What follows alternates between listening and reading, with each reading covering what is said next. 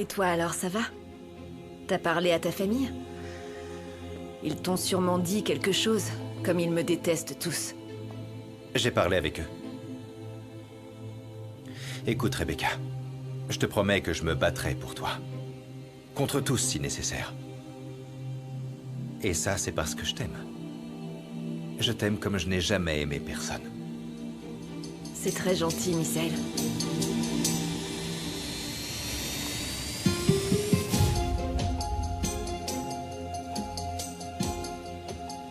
Il ne va pas tarder à apprendre que Monica est morte.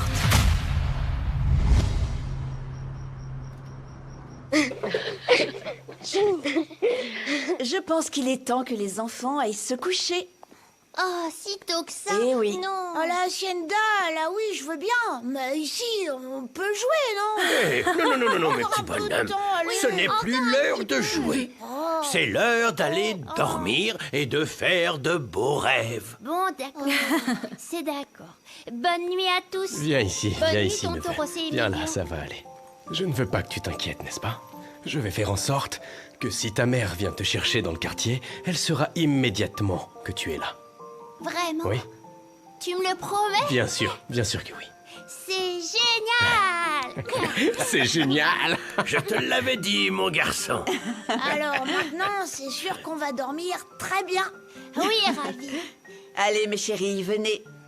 Je vous raconte quelle histoire ce soir? Celle avec les sorcières et les fantômes, c'est la meilleure, non? Ah oui. D'accord. On Faut y que va. tu nous fasses Bonne nuit. peur. Non, je ne vais pas vous faire Bonne peur, nuit. sinon vous n'allez pas dormir. Allez, s'il te plaît.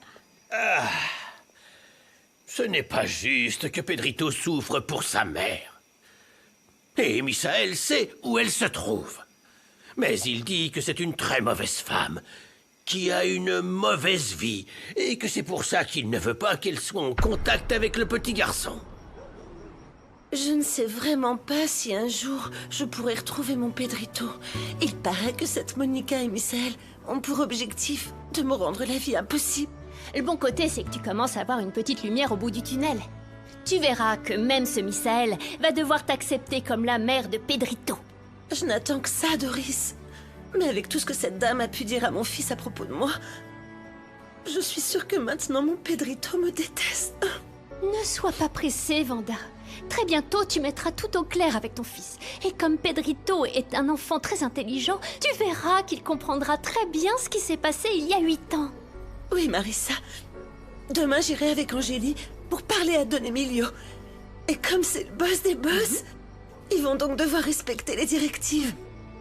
On dit que les braves vivent jusqu'à ce que les lâches le veuillent. Eh oui. Et j'en ai assez de me laisser faire. Marre de leurs abus, de leurs mensonges. Et marre qu'ils veuillent à tout prix me séparer de mon Pedrito. J'ai besoin qu'il apprenne à mieux me connaître et lui faire savoir à quel point je l'aime. Je sais qui est la mère de Pedrito. Tu la connais?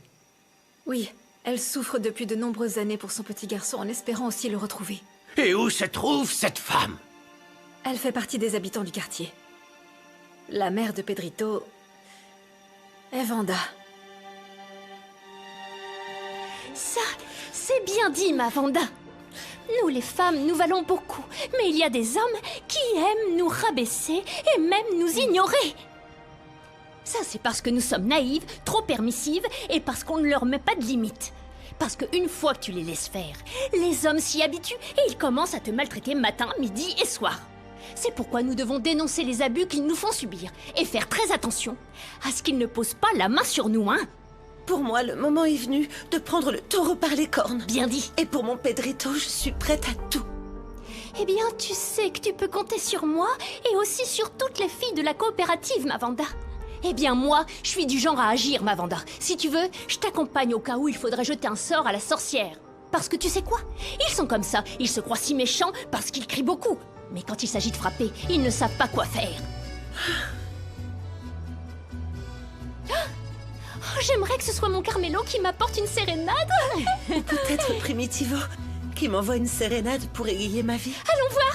Quelle bande de prétentieux. Allons voir. Oh là là. Oh mon Dieu. Qu'est-ce qu'il y a? Me regardez pas comme ça, moi j'attends personne qui soit célibataire, marié, divorcé, personne. Ça y est, il est passé en mode romantique. C'est Sébastien, ma Doris.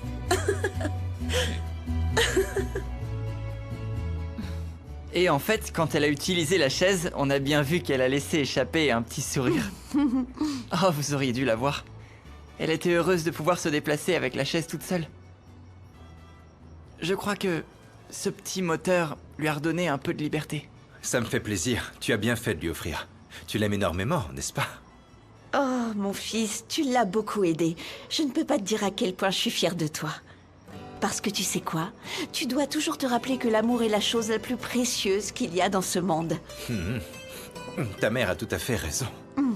Il faut aimer sans se soucier des obstacles, n'est-ce pas? Mais alors dis-nous, mon fils, quand on va sortir Mathilde? Eh ben, elle le sait pas, mais il est probable qu'en sortant, elle retourne à l'hacienda. Pour moi, c'est la meilleure chose à faire. Bien sûr. La vérité, c'est que ces enfants ont suffisamment souffert. Et puis, il s'avère que leur père les aime beaucoup. Et nous pouvons voir qu'il est prêt à les protéger quoi qu'il arrive. En plus, l'air de la campagne, il n'y a rien de mieux pour guérir de tout. C'est bien que Mathilde s'investisse beaucoup dans les thérapies et dans tout le reste. J'espère bien. Eh ben alors, Lucas, qu'est-ce qui t'arrive? Qu'est-ce que t'as? Brian est toujours en liberté. Il m'a dit qu'il s'arrêterait pas tant qu'il se sera pas vengé sur Mathilde. T'en fais pas pour ça, Lucas. J'ai entendu dire sur le marché que Brian est parti du quartier, hein? Tu es vraiment sûr de ça? Oui, oui. Quelle bonne nouvelle! Il y a un truc qui cloche. Pour moi, Brian prépare quelque chose. Je dois savoir où il se trouve, de peur qu'il poursuive son plan de vengeance. Et que moi, parce que je suis tout seul, il va faire quelque chose à Mathilde. Non. Non, non, non, non. Je comprends.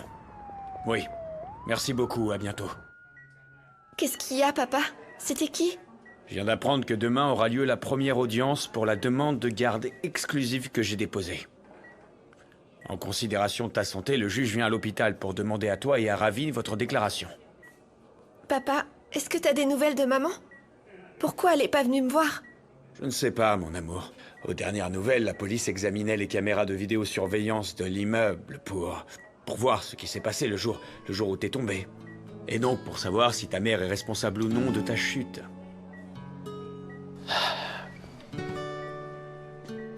Ma fille chérie. Tout va bien se passer.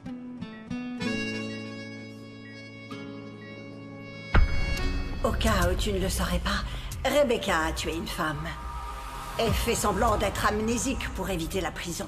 Mais quand la police le découvrira, elle saura qu'elle a obtenu le médicament avec lequel elle l'a tué. Elle finira derrière les barreaux. Écoute, tu dois me trouver ce médicament, d'accord? Mais il s'agit d'un médicament contrôlé.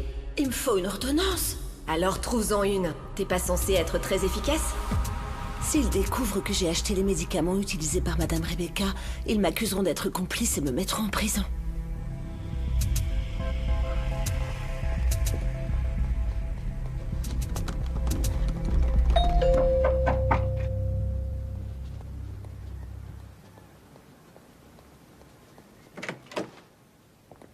Madame Romina Castillo, vous êtes en état d'arrestation pour les blessures que vous avez causées à votre fille Mathilde, alors qu'elle était sous votre garde.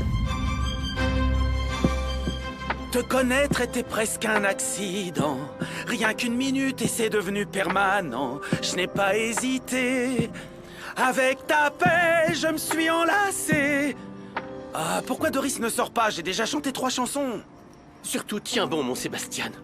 Ma Doris a son caractère, mais elle a un grand cœur. Alors ne t'inquiète pas, elle va sortir. Et continue de chanter. Oui, ma Doris peut parfois n'en faire qu'à sa tête. Mais au fond, elle a un cœur en or. Si quelqu'un le sait, c'est bien moi. Je la connais sur le bout des doigts. C'est ma fille. D'accord, mais si après ça, elle ne sort pas, c'est le signe qu'elle veut plus entendre parler de moi. Non, et je ferais mieux d'y aller. Non, tu continues à chanter. non, Tu chantes très bien en plus. Une autre. Chante-en une autre. Oui. Oh! T'as fini de chanter tes petites chansons? Ou t'en connais d'autres? Voilà. Je vous avais dit que c'était une mauvaise idée. Je ferais mieux de partir. Non. Sébastien, où vas-tu? Reste là. Tu croyais qu'on allait se rabibocher avec une sérénade? Eh bien, ça ne suffit pas, Sébastien. Parce que si on n'est pas là pour être ce qu'on est, alors à quoi bon être si on n'est pas là? Ah, non. Comme le dit Doris, elle a raison dans ses propos. On est ou on n'est pas, mon Sébastien, hein? Allez, entre. Allez, entre, vas-y, Doris. Comme tu as vite oublié tous les moments que nous avons passés ensemble, combien nous avons ri tous les deux. Tu m'as même dit que quand tu m'as rencontré, ça t'avait fait oublier toute ta tristesse et que ça t'avait redonné l'envie de vivre. Avec moi, tu as retrouvé le sourire. Et la fois où nous avons mangé des tacos au marché. Et que tu m'as dit que c'était les meilleurs moments pour toi parce que tu étais avec moi. Tu te souviens m'avoir dit ça, Sébastien? Tu t'en souviens? Je n'ai rien oublié de ce que j'ai vécu avec toi. Eh bien, on dirait que oui. Sinon, pourquoi tu m'as traité aussi mal en retour? Tu m'as vraiment maltraité. Ça ne se fait pas, Sébastien. Parce que pour être un homme, pas besoin d'avoir de l'argent ou d'être très pauvre. On est comme un homme ou on ne l'est jamais. Doris, c'est pour ça que je suis ici. Comme l'homme qui souhaite te demander pardon de vive voix. Je reconnais que je me suis laissé emporter. Pardonne-moi, s'il te plaît. S'il te plaît, Doricita. Allez, écoute-le, allez. Oh, Armando, reste donc en dehors de ça. Laisse-les se débrouiller tout seuls, parce que l'amour se fait à deux. Mais pour l'amour de Dieu, Doris, ne laisse pas cet homme s'échapper, car ils ne les font pas en série. Réfléchis bien, Doris. En plus, il chante aussi très bien. Maman. Ah oui. Ok, on sait, regarde. On ne parle plus, on ne parle plus. Mais tu m'as ignoré, Sébastien. Et tu m'as même pas donné l'occasion de t'expliquer tout ce qui s'est passé. Je ne t'ai pas utilisé comme l'a dit Rebecca, et ensuite Doris, je voulais t'expliquer... Doris, s'il te plaît. Laissons le passé derrière nous et prenons un nouveau départ. Je te promets qu'à partir de ce soir, je vais consacrer ma vie à te rendre heureuse. Est-ce que tu parles sérieusement? Très sérieusement. Non. Non, de plus, Vanda a vraiment beaucoup souffert pendant toutes ces années. Depuis le jour où Pedrito lui a été arraché de ses bras, elle n'a pas pu vivre en paix. Nous devons aider Vanda à se rapprocher de Pedrito. Une mère et son fils ne peuvent pas vivre malheureux quand il est de notre devoir de rétablir leur bonheur. Oui, je suis tout à fait d'accord avec toi, grand-père. Pedrito n'est pas fautif de ce qui s'est passé entre Vanda et Misaël. Et Monica doit comprendre que pour cet enfant, c'est très important d'avoir l'amour de sa mère. Oui. Les enfants se sont enfin endormis. Au fait, grand-père, j'ai pas bien compris, mais vous avez parlé du journal d'une sorcière que vous avez trouvé et que tu l'as gardé. Oh, mon enfant, c'est un autre sujet dont nous devons parler. Vas-y, dis-nous, on t'écoute. Bonjour, mon fils. Bonjour, Angélie. Bonjour. Je ne m'attendais pas à vous trouver ici. Et pourquoi cette réunion de famille? Oh, non, mais on aimerait bien savoir d'où vous venez. Quoi, nous? Oui? Non, non. Nous avons décidé de découvrir un nouveau restaurant. Oh, quel mystère. Mais si vous étiez en rendez-vous romantique, personne ne vous jugera? Non. Un nouveau restaurant, hein. S'il vous plaît, excusez-moi. J'ai pas bien compris, mais... il semble que quelque chose soit arrivé à Madame Monica. Merci, Petra. Oui. Excusez-moi. J'écoute. Oui, c'est ma tante. Comment ça, elle a reçu une balle? Quoi? Non, non. Une balle? Non. Grand-père. Comment ça, une balle?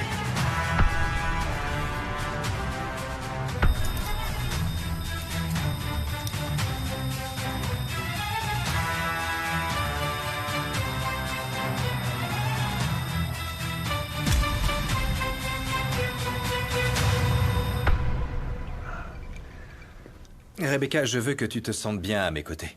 Que tu me fasses confiance. Mais, s'il te plaît, ne sors plus comme ça. Ça ne se reproduira plus. Je te le promets. Et tu faisais quoi dans ce quartier toute l'après-midi? Rien, comme je t'ai dit, je voulais aller à l'endroit où je suis censée avoir grandi, pour voir si je me souvenais de quelque chose, de mon passé. Et quelles sont les choses de ton passé dont tu veux te souvenir dans cet endroit? Attends un peu. J'écoute. Comment ça, ma mère s'est fait tirer dessus? Mais qu'est-ce qui s'est passé? Où est-elle? Dans quel hôpital est-elle soignée? Bon sang, Monica n'est pas morte. Est-ce qu'elle t'a dit qui lui a tiré dessus?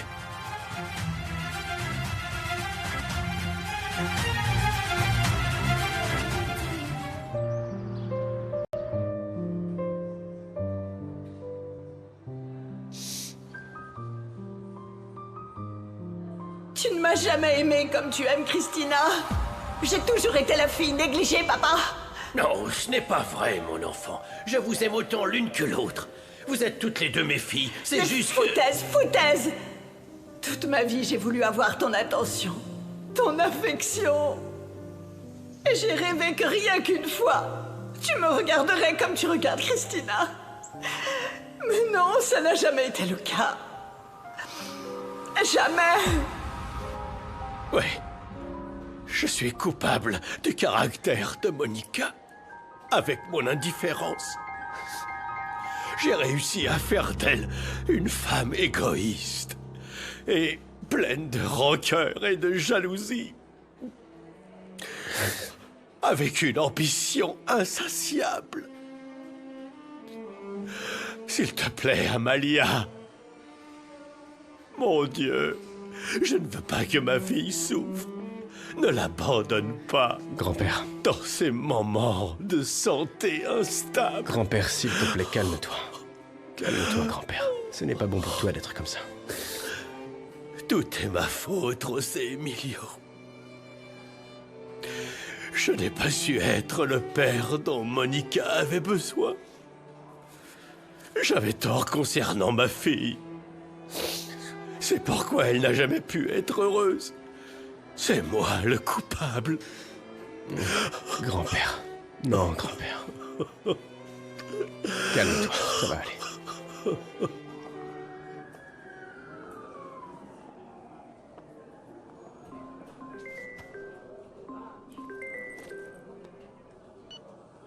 Bonjour, maman. S'il te plaît, dis-moi comment va Monica? Mal, maman, très mal. En ce moment, Monica lutte entre la vie et la mort. J'espère que Monica finira par mourir. Cette sale garce doit mourir. Mon Seigneur, la vie de ma sœur est entre vos mains. Sauvez-la, s'il vous plaît. C'est tout pour l'instant, Gabriella. Merci beaucoup. Je savais que tu te promenais en cachette avec Christina et que tu me regardais à peine. Alors, j'avais pour objectif de te faire boire. Cette nuit-là, c'était facile, très facile de te séduire et de tomber enceinte. Je me souviens encore du visage de Christina. Quand je lui ai dit que j'allais t'épouser, elle était terrifiée. Pathétique, vraiment. Comme tu peux le constater. C'est à moi que tu dois ta misérable vie. Seulement à moi, Adolfo.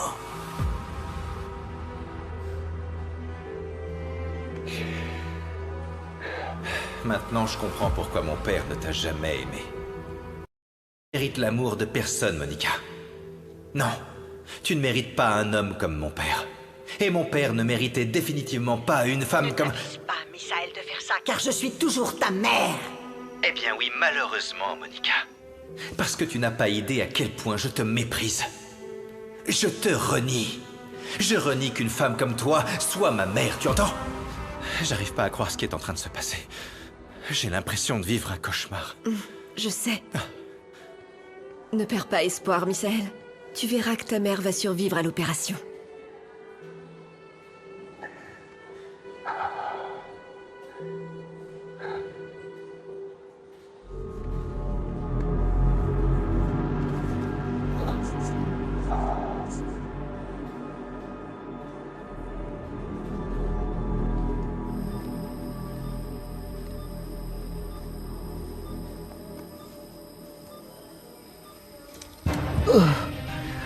Mon fils. Je dois voir mon fils. Je dois le sauver de cette satanée femme. Mon fils!